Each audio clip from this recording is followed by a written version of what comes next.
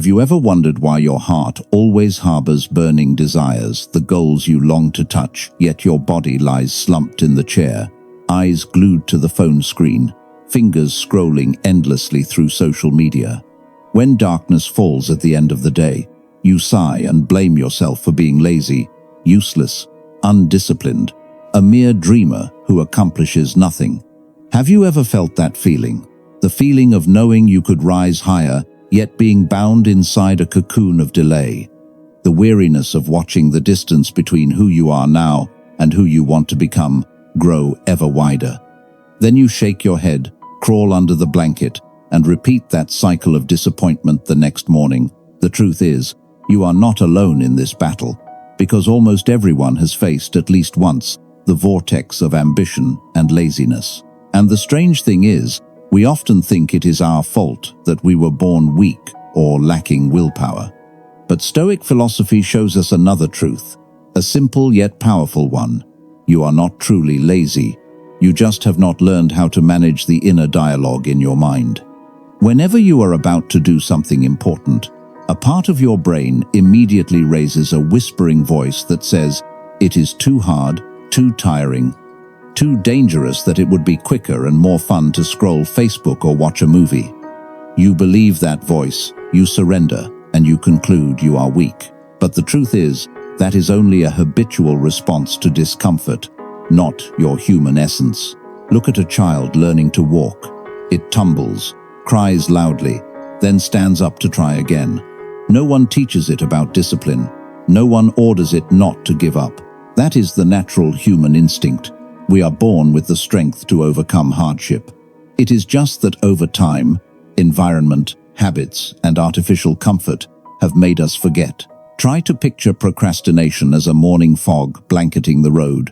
From a distance, it looks so dense and cold you want to turn back.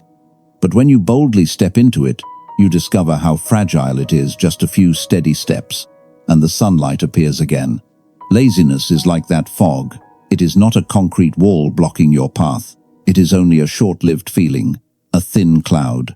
And if you have the courage to walk through it, you will see the road clearer than ever. Marcus Aurelius, the philosopher emperor of Rome, once wrote that suffering does not come from external events, but from the way we perceive and respond to them. And this applies perfectly to procrastination. You do not fail because the task is hard. You fail because you think it is hard. You are not tired from acting. You are tired from the mental tug-of-war before you act. And therefore the Stoics have pointed out 3 foundational principles to turn ambition into action. First, start with the smallest thing, because a ball needs only a gentle push to roll down an entire hill. Second, accept hardship as a companion, because without friction no flame ever ignites. And third, live by discipline instead of waiting for inspiration, because a ship can set sail thanks to a sturdy sail, not to capricious winds. These 3 principles may sound simple at first, but if you truly absorb and apply them, you will change your entire way of seeing yourself. You will stop blaming yourself, stop labeling yourself lazy, and begin to live as someone who masters the mind and masters action like a Stoic fighter stepping into the arena. Knowing pain is certain, yet walking forward with head held high, because he understands that difficulties do not come to crush him, but to train him. And I invite you to join me on this journey so that, step by step, we loosen the chains of procrastination, free our ambition, and turn dreams into reality. The first principle the Stoics hand us to break procrastination is this: begin with the smallest thing. At first, it may sound like a trivial piece of advice, but in truth, it carries the power to change an entire life. Because what stops you is not the greatness of your ambition, it is the giant image of it in your mind. You want to write a book, but when you picture 300 pages, you feel paralyzed. You want to run daily, but when you picture 5 kilometers, your legs already want to stop. You want to start a business, but when you think of hundreds of millions in capital, you feel powerless. All of this comes from a familiar mechanism of the brain. It does not like overload. When facing a colossal task, it treats it as a threat. as if it were a wild beast in ancient times. It signals you with feelings of dread and fear, and you surrender. But if you shrink the goal down to a tiny action, the brain no longer resists. It allows you to act, and when you act, energy is stirred up. Natural motivation appears. Imagine standing atop a hill with a ball in your hands. If you just stare down, you are overwhelmed by the length of the slope. But if you nudge it lightly with a finger, the ball starts to roll, and the more it rolls, the faster it goes. You need to do nothing more. That is where the Stoic principle lies. Create the first push, instead of worrying about the whole journey. Take the example of a man who wanted to exercise. He had failed countless times because he set the goal of 60 minutes of training every day. But when he changed his approach and set his only goal as putting on workout clothes and stepping outside, the action was so small he could not find an excuse to avoid it. Once outside, he told himself, well, maybe just one short lap. That lap became 2, then 5, eventually 5 kilometers, and a habit was formed. Or think of a young woman wanting to learn a foreign language. She once bought thick textbooks, planning to study 2 hours each night only to give up after a week. Later, she applied the Stoic principle, learn just one new word a day. That action was so small it seemed ridiculous. Yet after a month, she had 30 words. After a year, more than 300 words, and more importantly, the daily habit had taken root. Or a young entrepreneur, instead of drafting a 50-page business plan, he began with one email to a potential customer. From the response, he found his direction. That was the first ball. And once it rolled, new doors opened. Marcus Aurelius once reminded us, do not let your mind be crushed by the entire burden of life. Limit yourself to the present moment. And the present moment is the soil of small steps. Do not despise them, for they are the seeds of great change. Remember, a vast forest begins with a single seed. A great river begins with a single drop of rain, and your life is the same. Stop waiting for a giant leap. Commit instead to a small action today. For if you repeat small actions long enough, you create a new trajectory for yourself. One of the simplest applications is this. Choose a goal you are procrastinating on, then shrink it down to something laughably small. Want to write? Write one sentence. Want to read? Read one page. Want to work out? Plank for 1 minute. Do it every day. Within a week, you will be surprised that such ridiculous actions bring confidence and momentum, and from there, you will naturally expand them. Seneca once said, do not expect great change to come immediately. Everything begins with small steps. It is patience with the small that creates the great. Look at the story of Thomas Edison. He did not create the light bulb in a single try. He created it through 10 attempts. Each attempt was a small action, but together they formed an invention that changed humanity. Or the story of Haruki Murakami, the famous Japanese novelist. He began his writing career by giving 1 hour each morning. Just 1 hour, not much. But with persistence, he became one of the greatest novelists in the world. The Stoic principle does not tell you to become extraordinary at once. It tells you to commit to the small, because the small is what lies within your control. And as Epictetus reminds us, do not wish for events to happen as you want them to, but wish for them to happen as they do, and you will be happy. When you begin from the small, you live in that spirit. You do not demand the whole mountain, you ask only for one step, and that step is enough to bring change. Imagine you pick up a pen and write just one sentence today. If you do that for 365 days, you will have a book.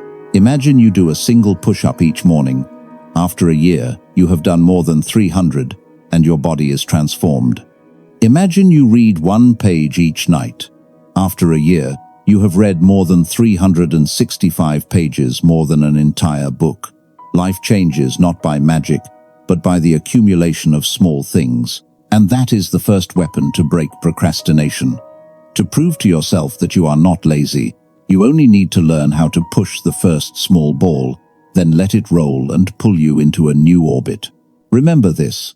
The difficulty does not lie in lacking ambition. The difficulty lies in demanding yourself to go too far on the very first step. Let Stoicism remind you, master today, and the rest will take care of itself. Begin small, and the great will follow. The second principle the Stoics want us to absorb is to accept hardship as a companion. This is not empty advice, it is a truth proven through thousands of years. Because if you see hardship as an enemy, you will run away whenever it appears. But if you see it as a companion walking beside you, you will understand that it comes to teach you something. Ask yourself, how many times have you promised to change your life, to start exercising, to start a project, to start a healthy relationship? But at the first small obstacle, you gave up. The alarm rings, you turn it off. A difficult email appears, and you leave it undone. Your workout plan is disrupted, and you quickly find excuses. None of this happens because you are weak. It happens because you have misread the signal. You think difficulty is telling you that you are not fit, that you should stop. But the Stoics understood. Hardship is training, the gymnasium of the spirit. Marcus Aurelius once wrote, "The obstacle in the path becomes the path." At first, it sounds paradoxical, but it is true word for word. Picture wanting to build muscle. If you avoid pain, you will never grow strong. Pain is proof that you are progressing. So why, in work or in life, do we treat hardship as a stop sign? See it instead as a mirror. It shows you clearly whether you are strong enough, patient enough, hungry enough. And if the mirror shows you are still weak, do not despair. It is a reminder to keep training. Hardship is like friction that sparks fire. If you have ever tried to light a fire, you know, you must strike stones together, endure smoke in your eyes, gather tiny sparks before you have a flame. If you fear smoke and heat, you will never see light. Life is the same.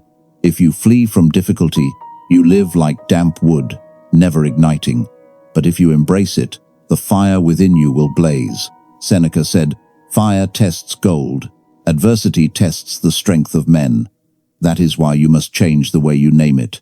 Instead of calling it trouble, call it a coach. When you face difficulty, ask, what is this companion teaching me? For example, when your boss criticizes you in front of the team, instead of feeling humiliated or angry, see it as training in humility, an opportunity to practice listening. When a loved one disappoints you, instead of believing love is suffering, see it as training in patience, a chance to put love above ego. When your muscles ache after training, instead of complaining, smile. It is proof of change. Real life is full of such stories. Take Anthony Ray Hinton, a man wrongly imprisoned for nearly 30 years on death row. He could have drowned in despair. Instead, he chose to treat suffering as a chance to serve. He comforted other prisoners, brought laughter into darkness, and turned pain into power. That is the Stoic spirit, not to run away, but to make adversity an ally. Epictetus, once a slave who became a philosopher, reminded us, anyone who can anger you becomes your master. If you treat hardship only as an enemy, you give it control. But if you see it as a companion, you reclaim mastery. Try a simple exercise. Each day, choose one inconvenience and treat it as training. Take the stairs instead of the elevator. Switch off your phone for 30 minutes and sit quietly. Work with focus even without inspiration. These small acts are miniature versions of greater difficulties. They train your endurance, so when life throws larger challenges at you, you will not be shocked. Seneca himself once slept on the floor and ate simple food voluntarily to remind himself that if one day he lost everything, he would still endure. That was not extremism but preparation. So when real hardship came, he was calm. You too can practice. Keep a journal of the difficulties you face. Write them down, not only to complain, but to extract lessons. Over time, you will notice that your greatest growth came in your hardest times. Marcus Aurelius also wrote, "If something stands in your way, turn it into fuel." Remember, hardship does not steal your strength. it gives you the chance to reveal it. Picture a warrior stepping onto the battlefield. If his enemy is too weak, he will never improve. Only when facing strong opponents does he sharpen his skills. Life is the same. Do not hope for a rose-strewn path. Hope for thorns, so you may grow strong. Because if you only want to dream in imagination, you will stop at the first obstacle. But if you truly hunger, you will see hardship as your companion, as the wind testing your sails, and you will steer your ship firmly toward the destination. So from today, change the questions you ask. Do not ask, why me? Ask, why not me? Do not ask, why is this happening? Ask, what can I learn? This change in naming transforms the whole experience. For in the end, hardship does not come to destroy you, it comes to walk beside you, to forge you. And that is the gift only the courageous will recognize. The third principle the Stoics emphasize is this: live by discipline instead of waiting for inspiration. This is the principle that separates those who spend a lifetime dreaming from those who truly turn dreams into reality. Because inspiration is only a passing guest, it comes and goes, never arriving on command. But discipline is a loyal friend, it stays with you every day, rain or shine, regardless of your mood. Think back to the last time you were full of inspiration. Maybe it was one morning when you heard stirring music, read an inspiring story, or watched a motivational video. Fired up, you wrote out plans, promised yourself that from that day on, you would change. And indeed, that day you worked with passion, trained harder, felt invincible. But just a few days later, when fatigue returned and life threw worries at you, inspiration vanished like smoke and procrastination crept back in. There is nothing strange about this. Inspiration is an emotion, and emotions change like the weather. You cannot rely on something that fragile to build your life. Marcus Aurelius warned us, "Do not act as if you will live forever. Do what must be done, even when you do not feel like it." That is the spirit of discipline. Epictetus also stressed, "No one is free who cannot control himself, and that self-control is discipline." Picture inspiration as a gust of wind. It can carry your ship quickly, but when the wind dies, you are stranded. Discipline, on the other hand, is like a steady oar. It may move you slower, but it guarantees progress. Or, imagine another metaphor. Inspiration is like fireworks, brilliant for seconds before fading. Discipline is like an oil lamp burning steadily, guiding you through the long night. If you truly want to reach your goal, you need the lamp, not the fireworks. In real life, every great achievement comes from discipline, not inspiration. Picasso left behind tens of thousands of works, not because he was inspired every day, but because he sat down and worked every day. Haruki Murakami writes novels by waking at 4 a.m., writing for hours, repeating that routine for years. Olympic athletes do not wait for inspiration to train. They show up at the gym on time, rain or shine, and that repetition produces extraordinary results. You and I, ordinary people, can only change our lives the same way, through discipline. If you want a healthy body, you cannot wait for a good mood to eat well. Discipline makes you choose the right meal. If you want career growth, you cannot wait to feel inspired to learn new skills. Discipline keeps you reading, taking courses. If you want a strong marriage, you cannot wait for romantic feelings to show care. Discipline reminds you to respect and love your partner every day. Seneca once wrote that we suffer more in imagination than in reality, and the hardest part is overcoming the first few minutes of resistance. Once you start, you realize it is not so daunting. Discipline is the bridge that carries you across the turbulent river. Inspiration is only a flimsy boat, easily overturned. You can begin discipline with small habits. Instead of vague goals like work harder, set concrete actions, write 1 page daily, read 10 pages, plank for 2 minutes. Do them at a fixed time. Treat them as non-negotiable appointments. Track your progress by marking each completion to create an unbroken chain. Human psychology hates breaking chains, and the chain itself will drive you forward. One more vital step. Separate feelings from actions. Do not ask, "Do I want to do this today?" Ask, "Is this important?" If the answer is yes, do it regardless of how you feel. That separation makes you master, not servant, of your emotions. Remember Marcus Aurelius's image: be like a rock. Waves crash upon it relentlessly, but it stands unmoved, and around it, the waves break apart. Discipline is that rock. It holds you firm against the storms of feeling, and it is only when you live with discipline that you are truly free. Because then you are no longer a slave to moods, no longer letting fleeting excitement dictate your future. You know that small daily actions, repeated, will always outlast bursts of inspiration. Imagine writing one page every day for 3 years. You will have a book series. Imagine training 20 minutes daily for 3 years. You will have a new body. Imagine saving a small amount every day for 3 years. You will have an investment. None of this requires inspiration, only discipline. So from today, do not wait for inspiration to begin. Begin, and inspiration will arrive as a reward. Commit yourself to discipline, for it is the force that carries you far. And now, having walked through the 3 Stoic principles, beginning with the smallest step, accepting hardship as a companion, and living by discipline, instead of waiting for inspiration, you can look back and see that what we call laziness is not your nature. It is only a thin fog of the mind, an automatic reaction to difficulty, but never your destiny. Remember, you were not born to surrender, you were born to advance. Seneca once wrote that it is not that we have too little time to live, but that we waste too much of it. And every time you procrastinate, you are wasting precious days.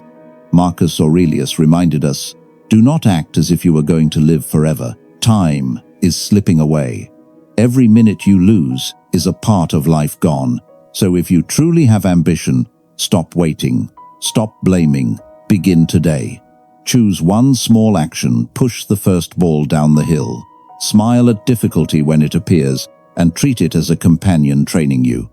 Build the rock of discipline to stand firm against the crashing waves of emotion. In the end, success does not come from days of explosive inspiration, but from the days when you still act, even when you do not want to. Picture your future as a garden. If you only sit and wait for perfect weather, the soil will remain barren. But if you sow small seeds, endure sun and wind, and water them patiently, one day your garden will flourish. Life is the same. Success is the reward of those who plant the seeds of discipline daily. And when you look back, you will realize you are no longer someone who only dreams. You have become someone who acts. And it is action that measures a life. So, the final message I want to leave you is this: laziness is not a dead end, and failure is not a final period. They are only bends in the road. Commit to keep walking even one small step at a time. Every small step adds up to a great path. And once you set foot on that path, you will no longer ask yourself whether you are ambitious or lazy. You will smile and say, I have begun, I have persisted, and I am moving toward where I want to go. So do not wait another day. Begin now, this very moment, with one small but steady action, and let Stoicism lead the way.